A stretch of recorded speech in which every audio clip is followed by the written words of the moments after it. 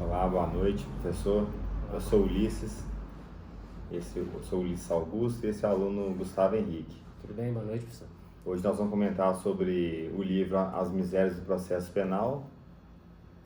Do Francesco Carnelucci, né? Isso, que nós vamos começar falando alguns tópicos, batendo um papo em relação ao livro. A gente vai bater um papo aqui sobre, percorrendo todos os temas que o autor levanta, enfim, falando sobre o processo mesmo, né? Eu acho interessante começar a gente falando, né? O início do livro ele vem com algumas coisas, mas eu acho legal a ideia do juiz, do processo penal. O juiz, ele para atingir uma paz, Ele promove uma guerra, né? Que é essa questão do MP acusando, o advogado tentando defender, que é querendo uma guerra para se alcançar a paz, que no caso é a sentença, seja ela uma sentença condenatória ou de absolvição. Agora, contudo, isso é uma crítica que ele faz dentro do processo. Uhum. Um advogado de defesa, ele está ali para defender o seu réu, logicamente. Mas se ele sabe que o cara é culpado, o que ele tem que buscar é uma diminuição de pena e ajudar a justiça a fazer com que ele cumpra uma pena adequada para o crime cometido. Do ponto de vista moral. E não tentar burlar, igual normalmente isso acontece, a lei, burlar um sistema dentro prejudicando as investigações, entendeu? Tentando dificultar ao máximo, né? Moralmente falando, seria ideal. Tem até uma frase muito famosa que eles usam, que a pressa é inimiga da preclusão. Então, quanto mais dá conta de prolatar, quanto mais dá conta de empurrar para frente, melhor para o processo, melhor para o criminoso, enfim. Uhum. Aí ele percebe que no livro ele é muito crítico em relação a várias etapas que compõem o processo penal. Aí ele percorre aí pela questão da mídia, né? O papel da mídia sobre o determinado tipo de apenado. Isso. Né? É o espetáculo do processo penal. Que a mídia, ela teria que fazer uma cobertura imparcial. Teria que informar a população do que está acontecendo. E hoje o que se vê é totalmente diferente. Hoje acontece um caso, vamos citar o caso do goleiro Bruno, aí chamam advogados, especialistas, sei lá o quê. Aí os especialistas já têm tudo e começam a formar a opinião popular de que ele cometeu o crime. Às vezes não foi ele. Não sei. Chega na manchete lá, né? Mulher desse goleiro Bruno é comida pelos cachorros e tal. E ele é o mandante. A opinião pública já compra essa ideia. Já está formada. Aí ele vai ser julgado por um tribunal do júri. É uma população que vê aquilo tudo. Aquilo tudo está sendo colocado dentro da cabeça da população. E a importância também que os juízes, os magistrados, eles dão a esse processo. Às vezes acontece numa cidade menor, é uma coisa que vai dar visibilidade a ele, para que ele venha para a capital, para uma comarca maior, uma entrância especial, enfim. Aquela coisa o cara que roubou a galinha, o crime do roubo de galinha é um furto parecido, é um roubo, dependendo da forma, é um roubo parecido com outro roubo. Isso. Mas às vezes, por não ter mídia, às vezes ele fica quieto, fica no canto. Aí é só mais um crime dentro de um processo, né? Já os crimes mais famosos, onde você tem repercussão, você tem a possibilidade de aparição, são esses aí. É um glamour, aquele status, a vaidade, né? Que muito se busca. E dentro disso ele faz até uma crítica da sentença pronta. Porque forma tanta opinião das pessoas que o juiz já vai com a sentença dele ali condenatória, independente do que o advogado fizer, do que ele provar que o cliente dele é inocente, ele já está condenado. Fica até na dúvida de como a opinião pública pode comprar uma sentença, caso ela não seja aquela que a opinião pública já tem. Isso. Então, enfim, né? Essa é uma das coisas, um dos assuntos que ele chama, dentro do livro, ele fala que o preso, ele é o maior dos pobres. Aí ele comenta, hoje 80% da população brasileira, população carcerária brasileira são de presos provisórios. O rito do processo é uma coisa muito demorada, às vezes dura anos e anos. Às vezes eles chamam um policial para testemunhar uma apreensão que ele fez, coisa de 7, 8 anos atrás. O policial já não lembra mais do que aconteceu. E é só para... É uma morosidade muito grande, né? Tem um inquérito, manda para o juiz encaminha para o Ministério Público, oferecer a denúncia, o Ministério Público não oferece, encaminha para o procurador fala que vai oferecer, manda para o delegado para refazer certos atos que já estão feitos dentro do inquérito, que o inquérito policial ele é dispensável.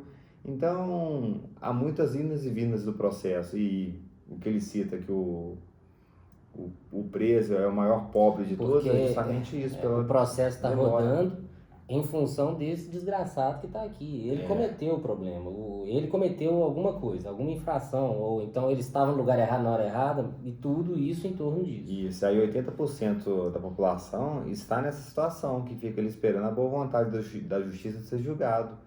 20% só já tem que cumprir sentença por transitado julgado, o resto não, o resto são os presos provisórios. Aí é interessante porque ele faz essa coisa, né? Ele pega a questão do advogado, a questão do Ministério Público, das funções, né? Do que cada um tem que fazer.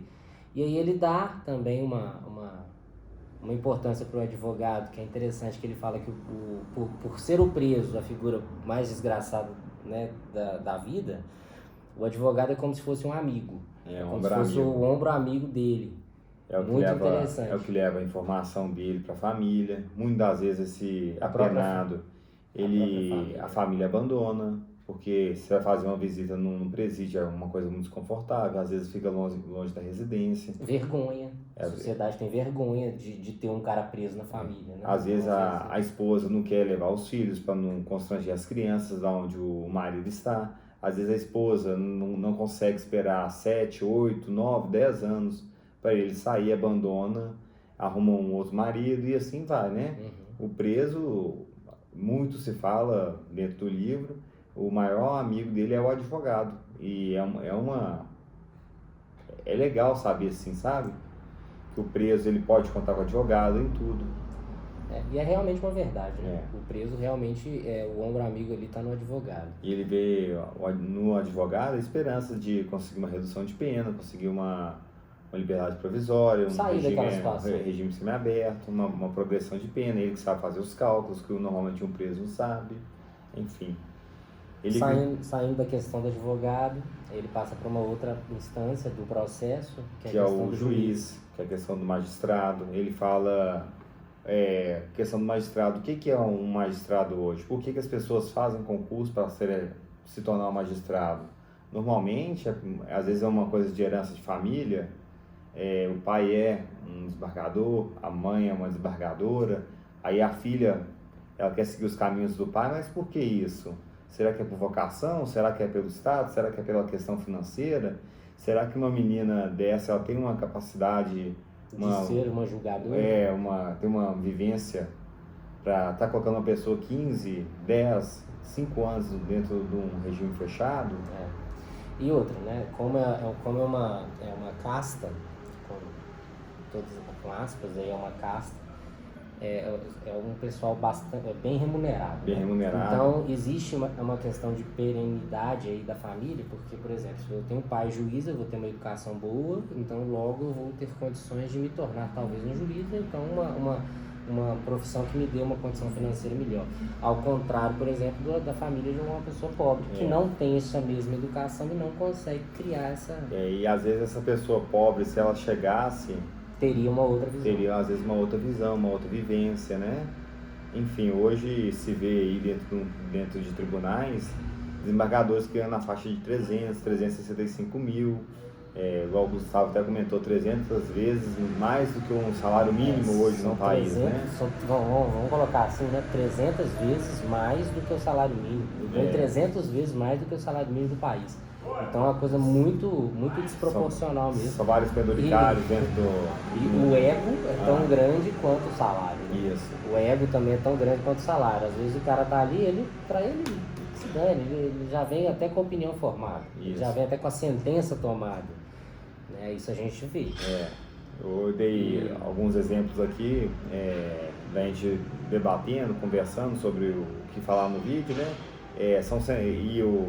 Uma coisa que o Carmelucci até questiona dentro do livro do juiz apressando o advogado para já falou, vamos acabar, tem mais alguma coisa para falar, apressando, e são 15 minutos que às vezes o juiz poderia estar vendo, ouvindo ou escutando, e que vai condenar o cara a 5 a 10 anos de regime fechado. Enfim. Às vezes a falta de escutar. E já aconteceu vezes, dentro de audiência, de desembargador estar dormindo na hora que o advogado está falando. Uma vez eu presenciei de perguntando pro juiz, pro advogado, se ele sabia, se ele já tinha escrito tudo no papel o que ele queria falar. Aí ele falou que já, mas ele queria complementar com a sustentação oral, que era um direito do advogado. Uhum. Aí o juiz falou assim: você está me chamando de ignorante? Você acha que eu não sei ler e interpretar o que está escrito? Você vai ficar mais 15 minutos falando na minha cabeça? É a questão do ego, né? Gigantesco, né? Aí o advogado recuou, abaixou, falou assim: não, então tá ok. Às vezes até com medo de uma sentença ali que normalmente já está pronta, né? Que relator, siga o voto do relator, o revisor e vogal também, siga o relator, siga o relator, siga o relator e bola para frente, né? Enfim. Por isso que o Carnelucci ele deixa essa frase, né? O juiz ele tem que se sentir pequeno para que a sua sentença ou a sua decisão seja grande, né? Isso é muito interessante mesmo. Bom, falou do advogado, falou do juiz, e uma crítica agora ao próprio processo.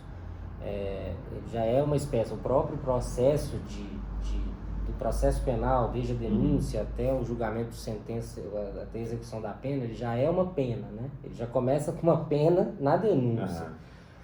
Porque o culpado, ele pode ser inocente, como pode também ser culpado. Mas até lá, o processo o coloca numa situação de apenado. Apenado. Ele já o difere de um cidadão...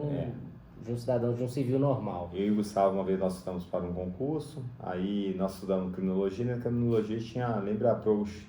Teoria do etiquetamento. A teoria do etiquetamento, porque quando ele já vai ali, às vezes vai ser inocentado futuramente, mas ele já vai ter um Infopem. Aí onde que ele for procurar um emprego, já vai ter um Infopem. Esse que é o fulano de tal, cometeu tal crime, às vezes já foi inocentado por esse crime. Se dormiu na cadeia, os vizinhos já vão falar assim: o que aconteceu? Tava preso.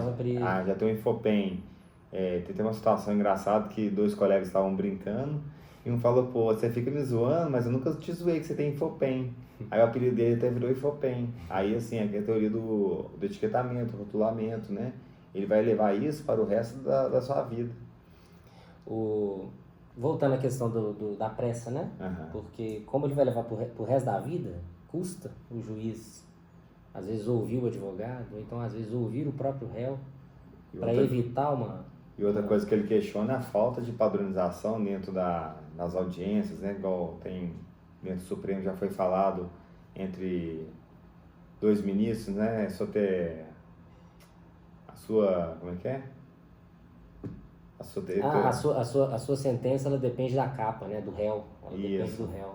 Não, a sua jurisprudência vai de acordo com o réu. Então, a decisão ela vai de acordo com o que ele acha daquela pessoa, e não dentro de um contexto geral, né? O guardião da Constituição, enfim, que era para julgar e dar opinião que vai servir para todos, não, é de acordo com o réu que é julgado.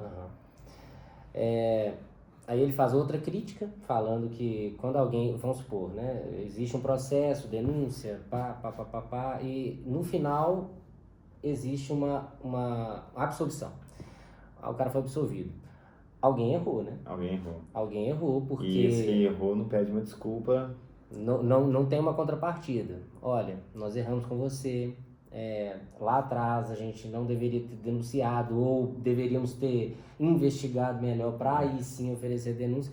No final do processo, quando existe uma absolvição... E para a população, quem errou foi o Ministério Público, foi a acusação. Não foi o outro advogado que mostrou que o seu cliente é inocente. Mas para a população, na verdade, o errado ainda assim é o absolvido, porque ele passou pela pena. E o Ministério Público também de não ter feito o serviço corretamente. Não, sim, mas o Ministério Público, por não ter feito o pedido, não ter oferecido a denúncia de uma forma correta, ela crucificou aquele cara meio que para sempre a ser um devedor da justiça. Então, a crítica dele mesmo quando há absolvição, né, seja ela, enfim, quando há uma sentença, seja ela de uma sentença condenatória ou uma sentença de absolvição, existe, quando há absolvição, teve um erro, houve um erro. E aí no final ele vai perpassando por isso e aí no final ele diz da pena, né? Que a pena ela não se encerra, por mais que o cara seja condenado ali e ele pagou cumpra as o tempo, medidas ele que pagou ele foi o tempo, condenado. a pena não acabou. Justamente pela rotulação que ele vai levar aquilo ali pro resto da vida. Pro resto da vida ele vai ser considerado um ex-detento, ele não vai ter as mesmas oportunidades de trabalho, enfim, sociais que um cidadão. Em relação ao livro, ele nos faz pensar muito, se fôssemos magistrado, como é que agiríamos em relação a isso, nos colocando no lugar do outro, saber ouvir. Mostra que o sistema no Brasil é muito precário, é muito burocrático. Hoje um preso, igual já foi citado, foi falado, 80% é provisório, eles fazem bola. É uma atividade, mas quando eles saírem aqui, eles vão continuar fazendo bola para poder vender? Tem mercado para isso? Enfim, né? O sistema penal ele tá aí para reeducar, ele tá para ressocializar? Será que o cara quer ser ressocializado? Isso. Então são perguntas que o livro nos faz fazer, né? E levar para essa vida jurídica que a gente tem pela frente. Isso. Então é isso, professor. Muito obrigado. Boa noite. Boa noite.